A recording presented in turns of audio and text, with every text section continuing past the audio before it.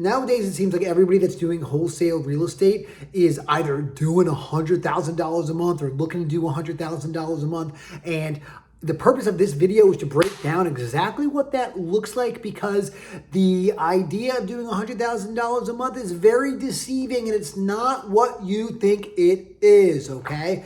And before we get into it, I want you to keep in mind there are two different types of people that are doing wholesaling, all right? Number one, the type of person that is looking to have a scaled out business where they have employees, and instead of them doing the wholesaling, they are doing the managing of all the people, okay? That's avatar number one. Avatar number two is the solo operator or solopreneur. Now, to be a solopreneur, it doesn't necessarily mean you have zero help. You could have some VAs, maybe a transaction coordinator, but ultimately what that means is that you do your own acquisitions and you do your own dispo, and you're wearing the hats, okay? So let's break it down. Someone that's doing $100,000 a month with a team, meaning that they have an acquisitions person, they have a dispositions person, they probably have a virtual assistant as an actual assistant, they have a transaction coordinator, right? So not a huge team, but one acquisitions guy, one dispo guy, transaction coordinator, maybe an assistant, all right? So if they're doing $100,000 a month, right? At the very low end, they're spending $25,000 a month just on marketing, right? Meaning they spend $25,000 a month on marketing and they are looking to 4 times their money, okay? And if they 4 times their money, that's going to bring in $100,000 of revenue, okay? So boom, you're down to $75,000, okay? Step 2, you have to keep in mind, they need to pay their acquisitions guy, okay? If they were bringing in more money, they would be able to pay their acquisitions guy a lower percentage. So like if you meet somebody and they have a business doing $3 to $5 million, if they're doing $300,000 a month in rev, right? They could pay the acquisitions guy 10%, maybe even a little bit less, because that means the acquisition guy is making 30 racks a month just for being a sales guy. Like that guy is so happy he'll never leave, right?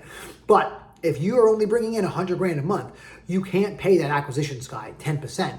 That means he's doing 4 deals a month and only making 10 grand. Special idiots like that don't exist. And the ones that do aren't talented enough to do a deal a week. So you have to pay them a bare minimum of 20%. If that sales guy can't make 20 grand a month doing all those deals, like you're literally teaching him how to get wholesale deals and do wholesale deals. So like if you don't pay him a lot of money, he's just going to leave if he has any talent whatsoever and if he is remotely intelligent, okay? So boom, you have to pay him 20%. So that's another 20 grand. Boom, right there. So you're doing $25,000 a month on marketing. You're doing another, boom, 20 grand in your acquisitions guy. Your dispo guy, the guy that's selling the deals, he's got to make at least 10 grand a month.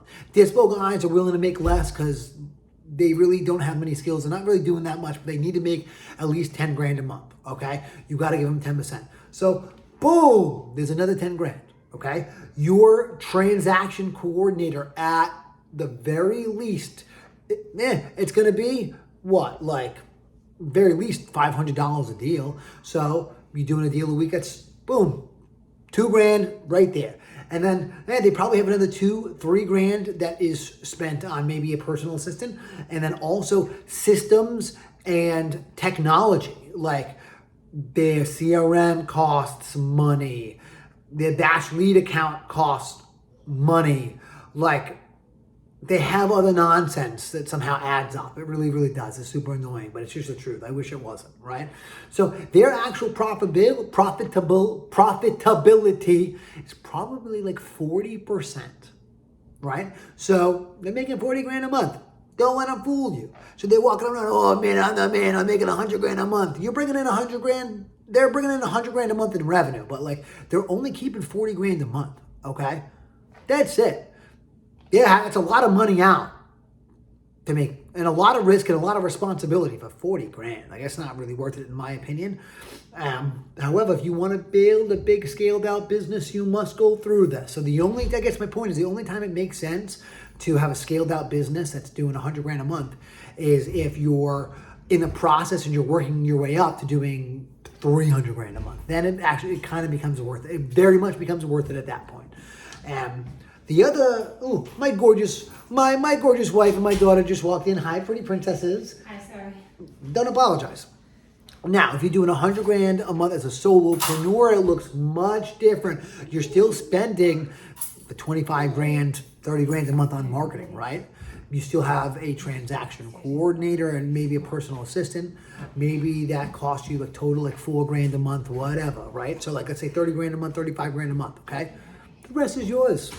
The rest is yours, all right? So you're spending 30 grand a month, but you're keeping 70 grand. Then you're paying taxes.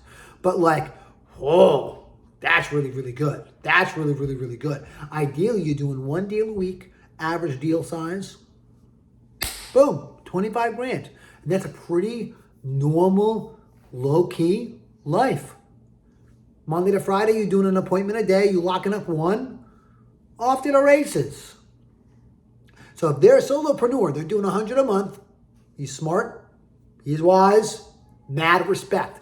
If they have a whole team, if they have someone doing acquisitions, if they have someone doing dispositions, and they're doing 100 a month, brother, I kind of think that's psychotic unless they're only doing that for a little bit. Because think about this, they're keeping 40 grand maximum, right? If you're a solopreneur, if you spend 10 grand a month on marketing,